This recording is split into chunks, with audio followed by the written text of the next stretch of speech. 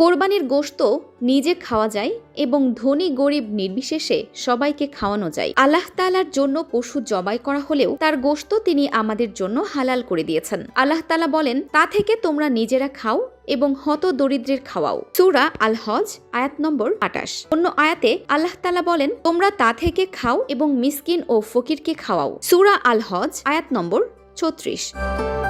কোরবানির পশুর সবকিছু নিজে খাওয়া যায় ও ব্যবহার করা যায়। গোশত সম্পূর্ণ খাওয়া যায়, ভুঁড়ি পরিষ্কার করে খাওয়া যায় এবং চামড়া প্রস্তুত করে নিজেই ব্যবহার করা যায়। কোরবানির পশুর কোনো অংশ বিক্রি করলে তা গরিবদের হক হয়ে যায়। কোরবানির গোশতের ১/৩ গরিব মিসকিনকে এবং ১/৩ আত্মীয় স্বজন ও পাড়া প্রতিবেশীকে দেওয়া উত্তম। পুরোটা যদি নিজে রেখে দেয় বা অন্যদের দিয়ে দেয়, এতে কোনো অসুবিধা নেই। অধিকাংশ ইসলামিক স্কলারদের মতে কোরবানির পশুর গোশতকে ৩ ভাগে ভাগ করা মুস্তাহাব এবং উত্তম বলেছেন।